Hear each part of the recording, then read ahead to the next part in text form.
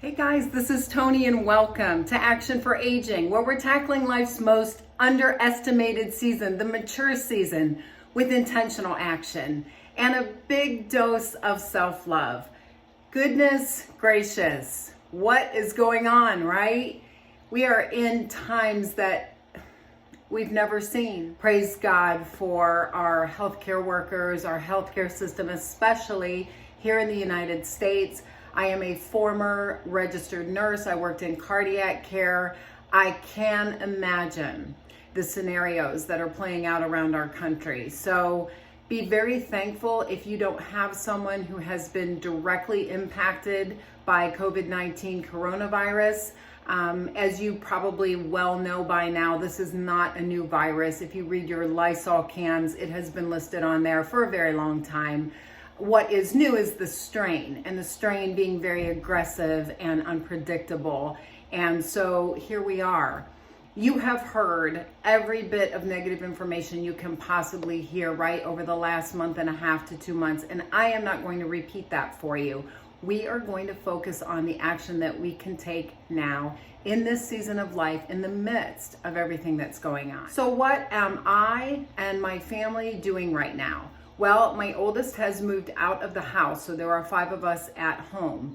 My husband is not off of work, and that was a very scary thing. Why? Because he has asthma, and he is also a cancer patient, okay? He's not in current treatment, so his immune system is not compromised in terms of any type of chemotherapy or radiation that might be attacking his body.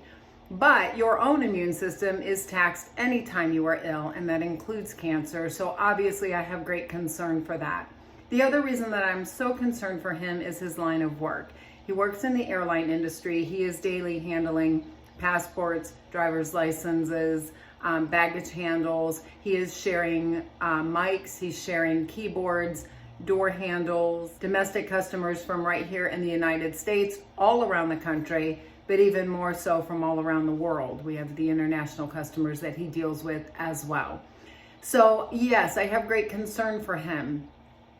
I don't want to live in fear. I'm a Christian, and so if you're a person of faith, God has given us not a spirit of fear, but a spirit of power, right? And so we can tap into that power. If there's a negative thought, we have the power to replace that with a positive thought, right? If we're feeling depressed and confined and kind of isolated, right? Kind of is an understatement, very isolated. We've got those 4 walls feeling maybe like they're enclosing in on us. You have the ability to at least walk around the perimeter of your yard. You can take a chair out into the backyard. Let me tell you something. Here in the Midwest, it's in the 50s on average right now, temperature-wise at this time of year. But if you go outside on a sunny day, you could literally, I'm not kidding you, go out in your bathing suit. If you sit still, and in our case, we have a patio that has a brown surface to it. They added some of the coloring that they do to concrete now. And so we've got kind of a brown and terracotta color going. That heats up in the sun. And so if you go out there and you put your towel out and you lay out, it feels like it's 85 degrees. I'm not even kidding you. My younger daughter, who's 17, she loves to go out there and do that with a friend of hers. Get outside, guys. Get into the sunshine. Around the country, a lot of the parks are still open for at least walking. And if you're practicing your social distancing, this is my RN opinion. It's not going to be a problem. You're not shaking hands. You're not coming into close contact with anybody. You're not sharing anything. We are avoiding touching any kind of wooden railings. We're not letting the kids obviously go on any kind of playground equipment or anything like that. So use your best judgment, be wise, but sunshine is a wonderful thing. Get out there and make that vitamin D. And if you're not making it, take it. Make it or take it, right? What else are we doing as a family? We're playing board games. We're trying to just be respectful of when one of us may need space. You know, we're trying to create that time. For example, my son just got a job. And so for him to transition from school to his job, he needs space in his brain that is silent. or that he considers to be an activity that is just relaxing. And so I have to create that for him. We're a homeschool family, and I have to make sure that he finishes up with enough time to get that quiet brain space and then to be able to go and function again in his work environment. So if that's you, if that's something that you need, or a family member that you're in tight quarters with needs, work on creating that. A half hour does wonders when somebody just needs a little space away. Okay, another thing is to recognize the blessing and not focus on the burden. We all know what the burdens are, right? Of being socially isolated from others, and they're great. But what are the blessings? One of the blessings is just a time to be self-reflective. How many times have you been at work and you've just wanted to get away, right? I wish I could just sit at home and watch my favorite show. I wish that I didn't have to come in here every day and deal with this stress. Your wish has come true, right? Maybe not the way you wanted it to, but it has come true. Don't miss that. Don't let that be lost on you.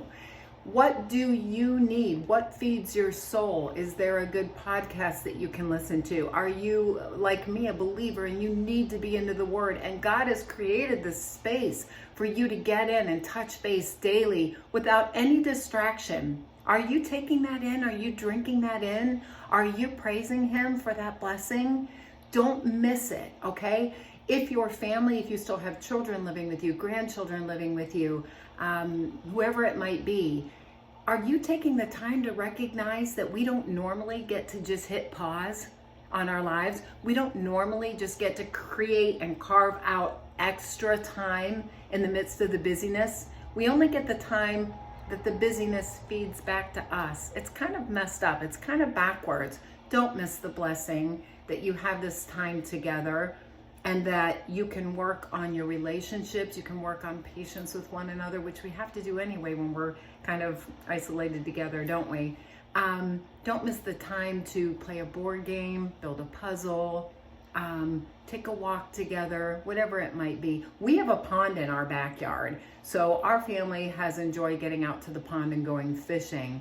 And we like doing that anyway, but when we're all working and we've got school schedules going and extracurricular activities going on, and we just don't seem to find that time. Another thing that we're doing together as a family, which for us has turned out very beautiful. So our church is now online, right? Everybody's church is online now, and I thought that wouldn't cut it.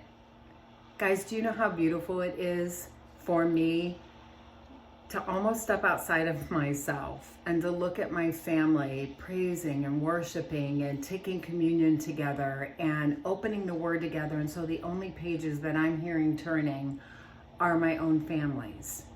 This is precious. Like, I couldn't in a million years create this for us, and there it is, this blessing right in front of us. So I'm going to challenge you today, in the midst of everything going on, to jot down maybe, I would say, 3 things that you want to really drink in and not miss and recognize and count and show up for and participate in as your blessing in the midst of this burden that we're all carrying.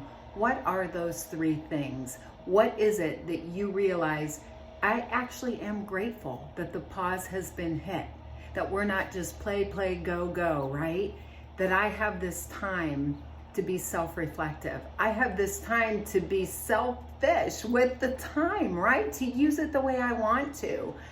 Oh, and one other thing. I've been doing a 30-day cleaning and organizing challenge, and I've been posting that on my Facebook page for my friends, and we're kind of like working through that together. I would never get to do that in my regular life, right? I just wouldn't get to do that. Here I am. I've got the time to do it.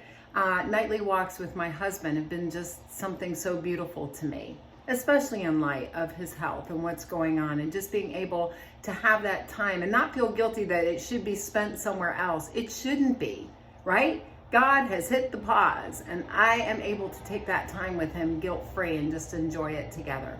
So identify those things for yourself. Take that action.